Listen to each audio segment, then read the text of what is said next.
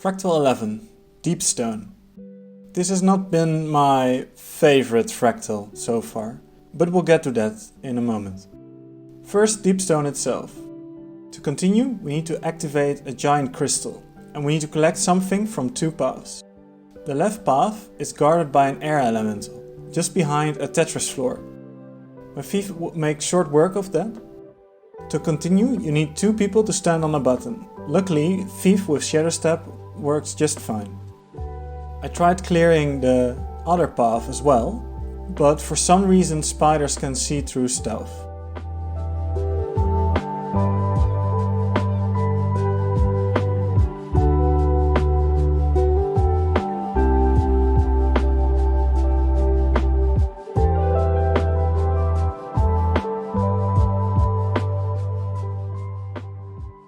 So first, Angie is going to take on the first boss from the left path.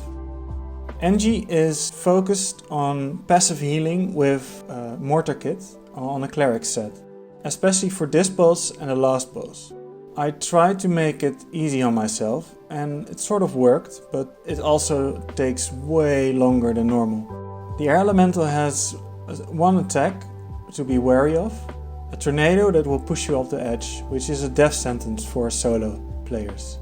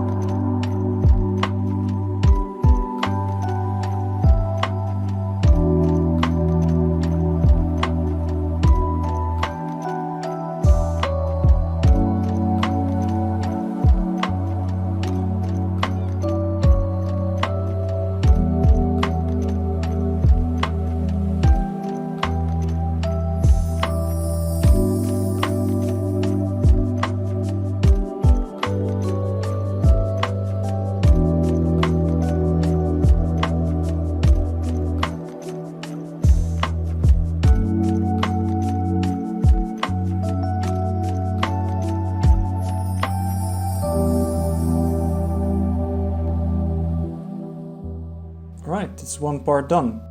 Now for the other. First to get rid of the spiders, so the thief can open the door.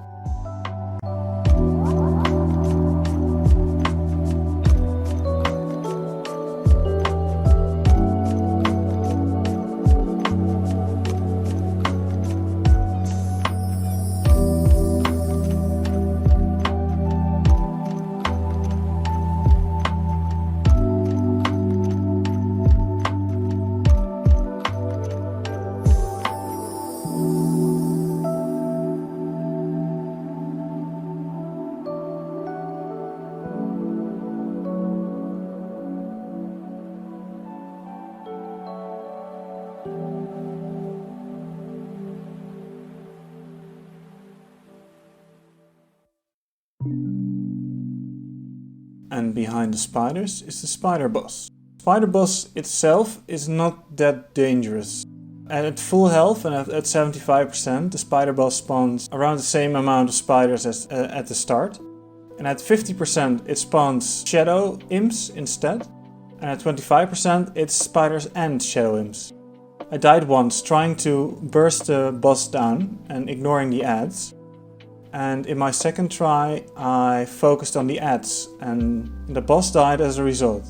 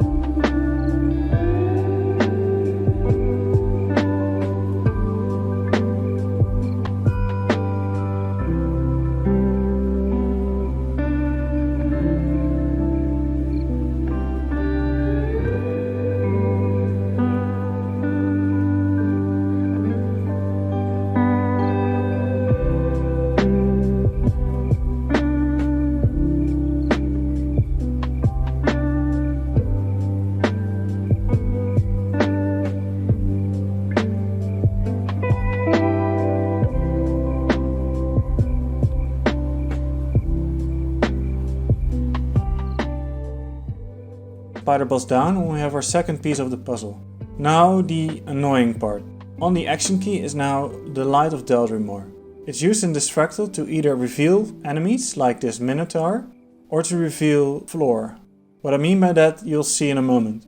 Problem is you have to spam it constantly and it's on an annoying default keybind. I could change it, but well, I like to make things difficult for myself and it shows.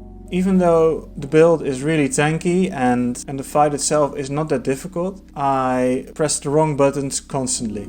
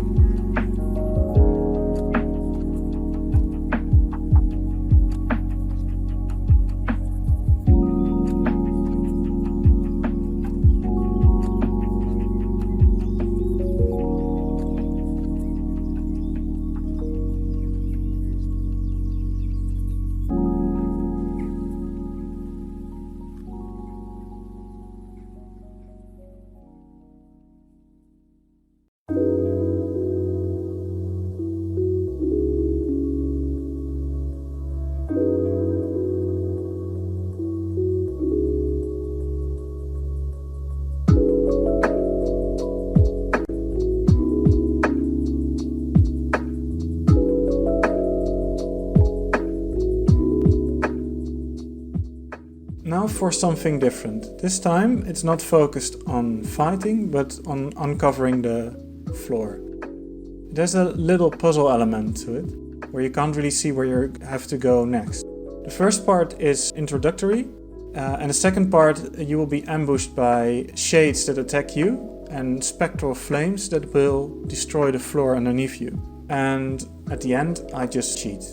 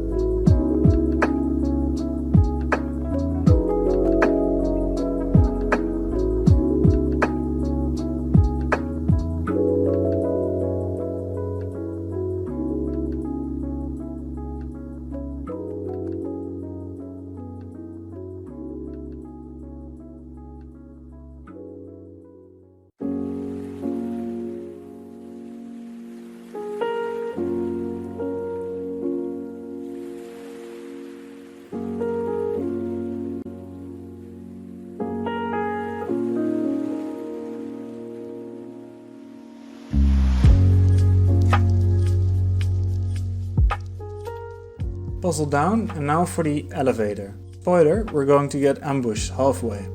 The thing to look out for is the Bloodsucker. First we get ambushed by Shadow Imps, and then the Bloodsucker comes. I died twice on this part.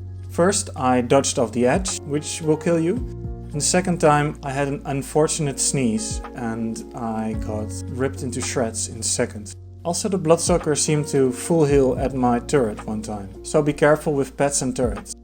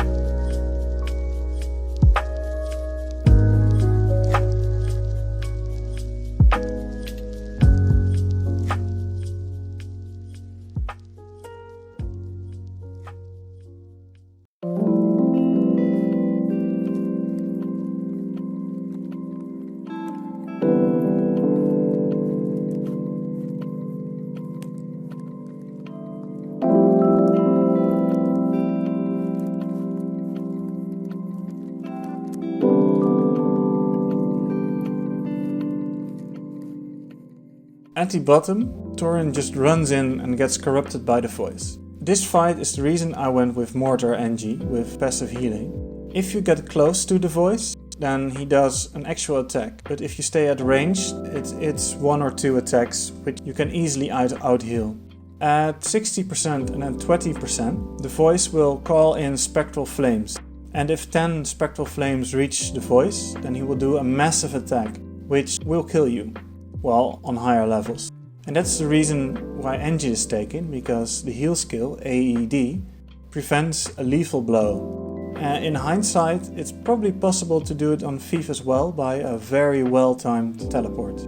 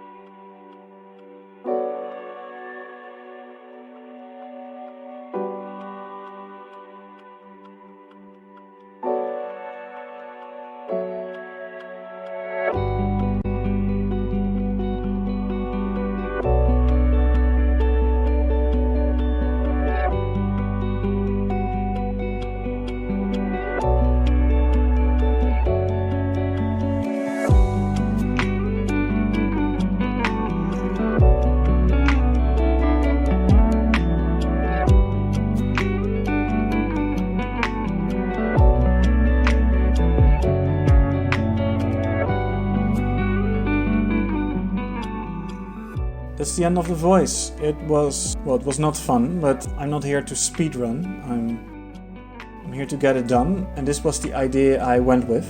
So yeah, it's my own fault. It's my own fault for making it boring for myself. My build again.